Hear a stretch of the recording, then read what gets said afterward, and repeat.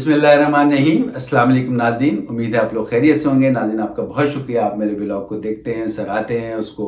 آگے شیئر کرتے ہیں۔ ناظرین ایک دفعہ میں پھر دوبارہ ریکویسٹ کروں گا ان نئے لوگوں کے لیے جنہوں نے ابھی تک وائٹل نیوز کو سبسکرائب نہیں کیا ہے، ان سے ریکویسٹ کروں گا کہ وہ سبسکرائب بھی کریں اور اس کے علاوہ بیل آئیکن کو بھی دبائیں۔ ناظرین کچھ خبریں ہیں۔ پہلی خبر تو یہ ہے اور بڑی اہم خبر ہے، اور وہ خبر یہ ہے کہ بیرسٹر گوہر جو نئے چیئرمین ہیں پی ٹی آئی کے، انہوں نے کانفرنس کے ذریعے ایک الیکشن کمیشن پہ الزام لگایا ہے کہ وہ اس کو الیکشن کمیشن جو ہے الیکشن کو جو ہے ملتوی کرنا چاہتے ہیں۔ اس پہ جو ہے الیکشن کمیشن کا رد عمل آ گیا اور اس کے ترجمان نے یہ کہا ہے کہ یہ جو ہے جو گوہر صاحب نے جو یہ الزام لگایا ہے یہ صرف اور صرف عوام کو گمراہ کرنے کی ناکام کوشش ہے۔ 8 فروری کو الیکشن کے سلسلے میں تمام انتظامات مکمل ہو چکے ہیں اور ڈی آر اوز اور آر اوز کی جو ہے ان کی ٹریننگ بھی شروع کر دی گئی تھی، لیکن لاہور ہائی کورٹ کے فیصلے کے مطابق جو ہے اب ڈی آر اوز اور آر اوز کی جو ہے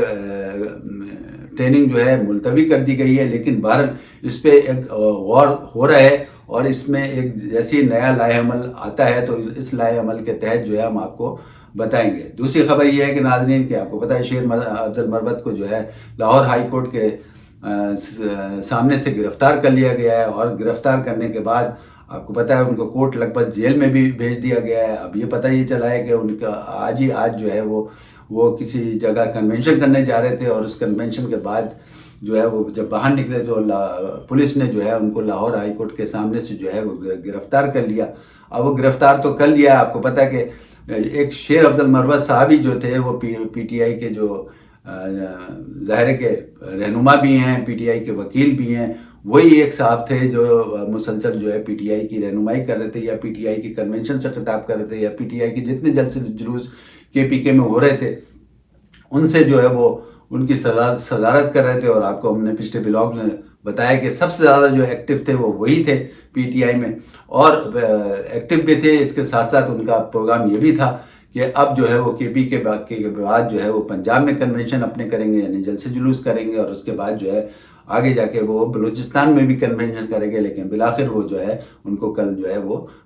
لاہور ہائی کورٹ کے سامنے سے گرفتار کر لیا۔ ایک اور خبر ہے، مظاہر علی نقوی صاحب کا جو کیس جوڈیشل کونسل میں چل رہا ہے،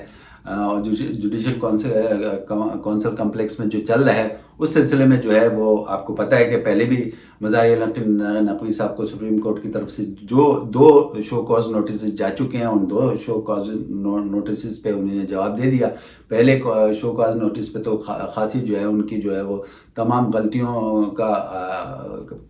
کا جو ہے نشاندہی کی گئی تھی، اس کے بعد دوسری بھی اسی طریقے سے ہوئی اور دونوں کا انہوں نے جواب دیا۔ لیکن اب جب دوسرا جو ہوا ہے تو اس پہ انہوں نے ایک اور درخواست کی ہے سپریم کورٹ سے، اور وہ درخواست یہ ہے کہ آئندہ جو بھی سماعت ہوگی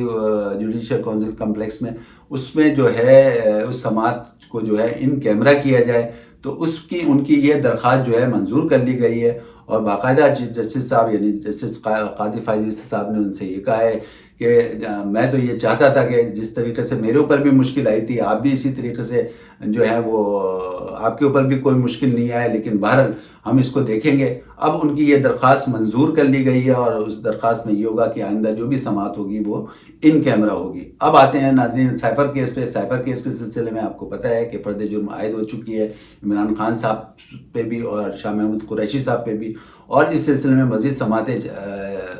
اسٹارٹ ہو گئی ہیں، اور اب سماعتیں اس طریقے سے ہو گئی ہیں کہ اب جو اگلی سماعت ہوگی اس میں جو ہے وہ اب سیکرٹ ہوگی، یعنی ان کیمرہ ہوگی۔ پہلے آپ کو یاد ہوگا کہ 2 سماعتیں جو اڈیالہ جیل میں ہوئیں، اس میں پہلی سماعت میں آپ کو یاد ہوگا کہ پہلی دفعہ جو ہے وہ میڈیا کو بلایا گیا، اور میڈیا کے 7-8 لوگ جو گئے اس میں، اور انہوں نے کوریج کی۔ اور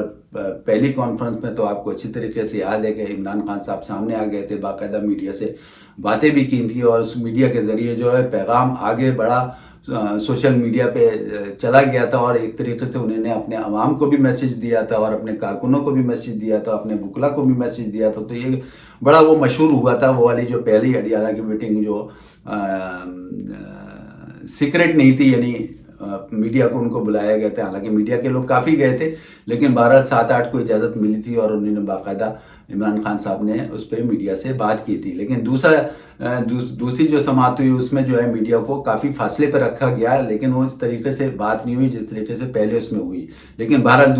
دوسری سماعت پہ بھی جو ہے میڈیا کو بلایا گیا تھا. اب سیفر کیس کی جو اگلی سماعت جو ہوگی یعنی کہ اڈیالہ جیل میں ہی ہوگی، تو وہ اب خفیہ ہوگی. اب وہ اس طریقے سے جو ہے اوپن ٹرائل نہیں ہوگا جیسے پہلے ہوا تھا. صحافیوں کو بلایا گیا تھا اور بھی صحافیوں کے علاوہ لوگ بھی آئے تھے کافی، یعنی عام پبلک بھی آئی تھی. لیکن اس دفعہ جو ہے جو اب پہلی سماعت ہوگی فرد جرم کے بعد وہی اڈیالہ جیل میں ہوگی، لیکن وہ خفیہ ان کیمرہ ہوگی. اب اس کے ساتھ ساتھ جو ہے پی ٹی آئی کے یہ بھی پتہ چلا ہے کہ پی ٹی آئی کے لوگوں نے اس کے خلاف بھی پٹیشن دائر کرنے کا جو ہے سوچ لیا ہے، اور وہ پٹیشن دائر کر رہے ہیں کہ دوبارہ جو ہے جو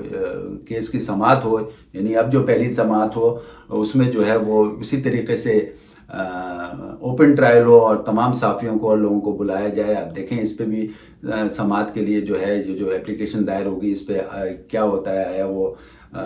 منظور ہوتی ہے یا اس کو بھی مسترد کیا جاتا ہے. اس کے علاوہ عمران خان صاحب نے جو ہے چیف جسٹس ہائی کورٹ اسلام آباد پہ جو ہے الزام لگایا ہے اور ان سے کہا ہے کہ اب میرے جو جتنے کیسز ہیں وہ کوئی اور صاحب سنیں، یعنی اور انہوں نے ساتھ ساتھ یہ بھی کہا ہے کہ چیف جسٹس ہائی کورٹ اسلام آباد جانبداری دکھا رہے ہیں اور اب تک کے 100 سے زیادہ جو ہے میرے مقدمات جو ہے وہ سن چکے ہیں، لہٰذا اب کسی اور کو دیا جائے اور میں ان سے مطمئن نہیں ہوں. کچھ اس طریقے سے جب انہوں نے بات کی تو چیف جسٹس ہائی کورٹ اسلام آباد کے رجسٹرار نے جو ہے اس پہ یہ کہا کہ آپ نے جو ہے اس میں لینگویج غلط استعمال کی ہے اور آپ نے لینگویج غلط استعمال کی ہے اور آپ جو ہے کورٹ کو جو ہے اسکینڈلائز کر رہے ہیں. تو اس طریقے سے بات رجسٹرار نے کی اور ساتھ ساتھ یہ بھی کہہ دیا کہ اگلی سماعت جو ہے وہی کریں گے، یعنی چیف جسٹس ہائی کورٹ اسلام آباد وہی کریں گے. تو یہ بھی ایک جو ہے یہ فائنل فیصلہ ہو گیا ہے. جو ہائی کورٹ کا جو نوٹیفیکیشن آیا ہے، یعنی جو فیصلہ آیا ہے کہ ڈی آر اوز اور آر اوز کی جو ہے وہ ٹریننگ روک دی جائے، اور اس سلسلے میں الیکشن کمیشن نے ڈی آر اوز اور آر اوز کی جو ہے وہ ٹریننگ معطل کر دی ہے. یہ آپ کو پتہ ہے، ہم نے شروع میں بھی آپ کو بتایا، لیکن اس پہ ایک لائحہ عمل طے کیا جا رہا ہے، اس پہ دیکھتے ہیں کیا ہوتا ہے. لیکن بہرحال اس سے ایک بے یقینی کی کیفیت ہو گئی ہے اور اس میں چیمی گوئیاں شروع ہو گئی ہیں کہ آیا الیکشن وقت پہ ہوں گے یا نہیں ہوں گے. لیکن آپ کو پتہ ہے سپریم کورٹ کا آرڈر ہے اور سپریم کورٹ کی طرف سے ابھی تک اس پہ کوئی بھی رد عمل سامنے نہیں آیا ہے، نہ اس ڈیسیجن پہ، نہ جب سے چیمی گوئیاں اسٹارٹ ہوئی ہیں. چیمی گوئیاں تو اسٹارٹ ہوئے تقریباً کوئی 15-20 روز اس سے بھی زیادہ ہو گئے ہیں کہ الیکشن جو ہے وہ آگے کی طرف بڑھ رہے ہیں. لیکن ہم نے بھی ہمیشہ اپنے بلاگ میں دوسرے مبصرین نے بھی یہی کہا کہ الیکشن آگے نہیں بڑھ رہے ہیں، اور الیکشن کمیشن نے بھی کئی دفعہ اس بات کو واضح کر دیا کہ 2-3 مرحلے طے ہو گئے، یعنی پرنٹنگ ہو گئی ہے،